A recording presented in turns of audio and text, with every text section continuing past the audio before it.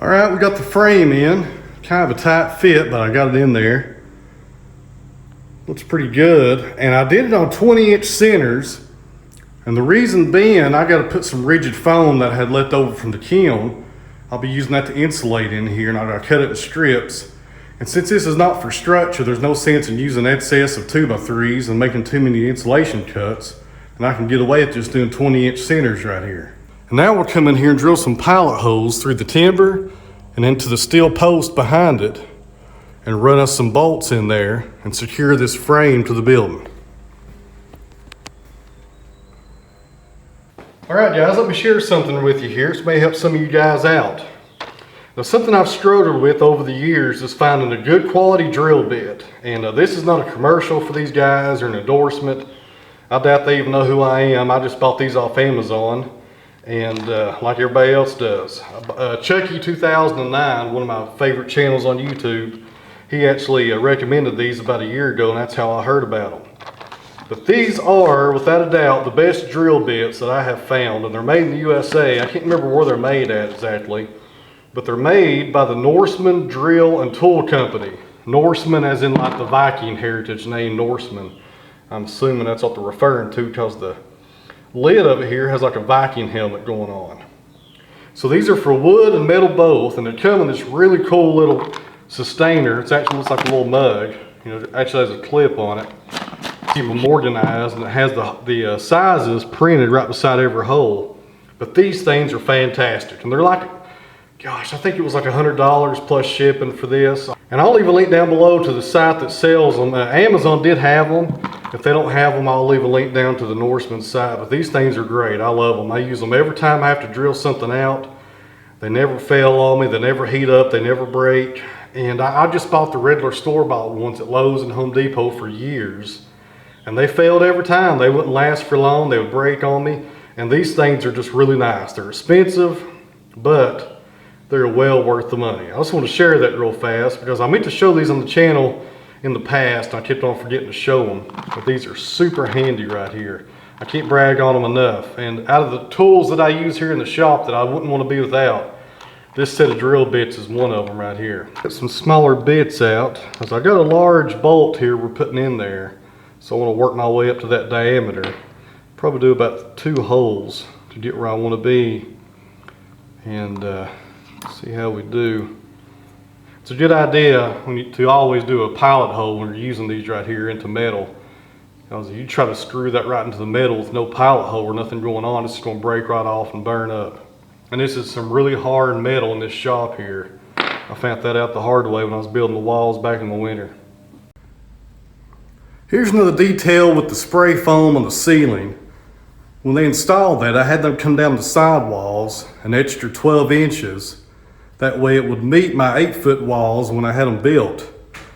That way there's no gap in coverage on the insulation right there. It's gonna work out pretty good.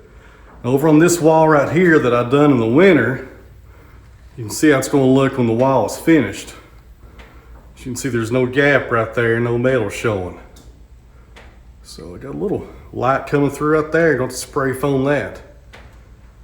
But it should look pretty good when we get it done here.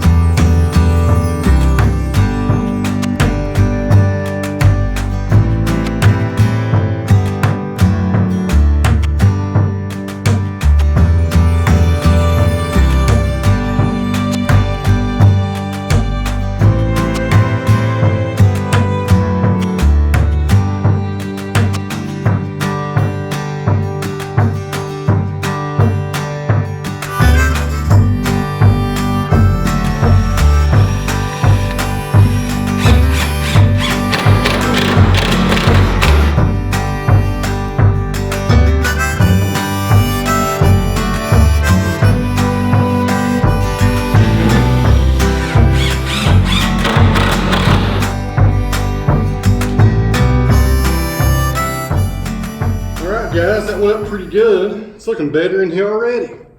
That's what we started with, just metal and that thin insulation. And now we're gonna have some good solid walls with some 2-inch rigid foam in it. And I got a little gap up there at the top. I didn't plan on, I didn't do my math right. Well, what we'll do after we're finished, I'll come back up there and I'll probably just build in maybe a shelf or something to cover that up and kind of use that space, put a little shelf or something, or a baseboard up there at the top. It's no big deal at all. I'm just happy to have this first one in here and get going. And the reason we've done this one first right here in the middle and not starting on the side is because I need to get the planer going, and now I can run my conduit right down beside this existing EMT conduit and put our 220 outlet right here on the floor for the planer. And something else I'm going to have to fix on this side of the shop is the floor. He had a lot of rabbit cages in here, and the rabbit urine had all that acid in it. And the way he had them configured, it just soaked right up to the floor and just damaged this concrete pretty bad. But I should be able to get some epoxy filled concrete mix. It's actually a patch.